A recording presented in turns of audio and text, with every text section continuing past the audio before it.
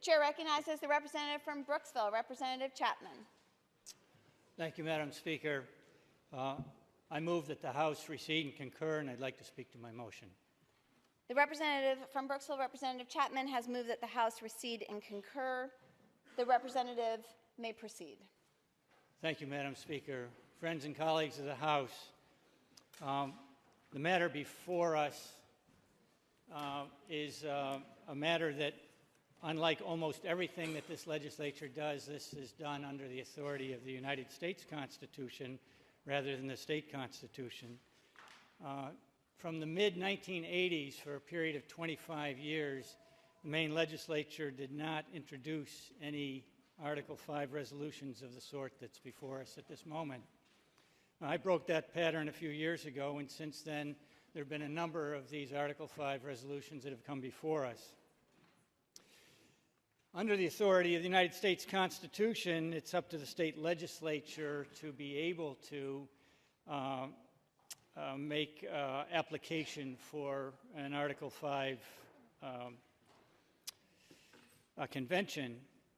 However, the United States Constitution does not specify for the states how it is that their legislatures should do so. And according to the Maine State Legislature's rules, we're able to make application for a constitutional convention under Article 5 by a 2/3 vote of the members of each body. That's a high bar, and I think that it's probably well recognized both in recent history as well as history going back at least to the more than 100 years that the Maine legislature has not been able to make such application because of a failure of gaining the necessary votes in either body. At the same time, I think it unwise for us to kill this matter procedurally by it dying between the bodies for lack of committee reference. This matter does not have to be referred to a committee. It can be. This chamber attempted to refer it to one committee. The other body attempted to refer it to another. One of the advantages of a committee reference for an Article 5 convention call is that it therefore would allow for the public to give testimony. A committee can hold a public hearing, and that is the public's opportunity to express their opinion on the matter. Now, I understand that the legislature, this legislature, sometimes might prefer not to hear from the public, but I think that our job as legislators is to represent the public, and I think one of the ways we represent the public is to allow them an opportunity to be heard. Whether after hearing them this legislature will do what they want or not, of course, is a separate matter. So now getting to the specific matter at hand, the recede and concur motion, which takes precedence over the insist motion, would allow us to go along with the other body and have this sent to a committee.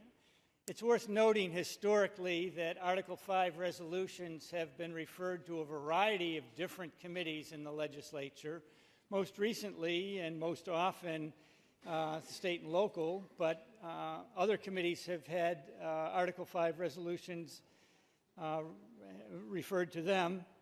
Specifically, the Judiciary Committee has been the recipient committee for Article 5 resolutions in Maine's history. As well, in essence, it doesn't matter to me which committee should hear this matter, except that if any committee is able to hear it, that committee is able to schedule a public hearing and allow the public to testify, which is the intent behind my motion to recede and concur. So a favorable vote on the recede and concur motion would allow for the potential of a public hearing which would allow citizens to express themselves on the matter.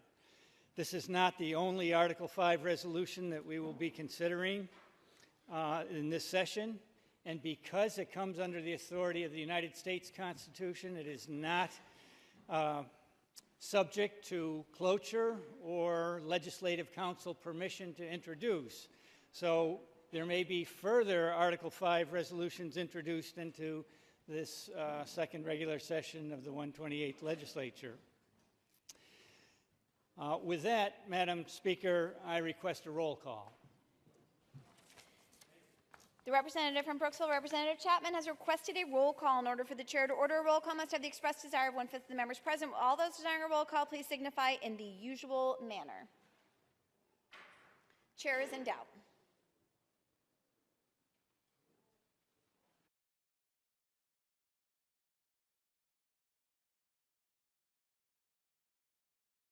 A roll call is not in order. Chair recognizes the representative from Brooksville, Representative Chapman. Well, disappointed as I am in my colleagues, in this case, I do request a division. Thank you.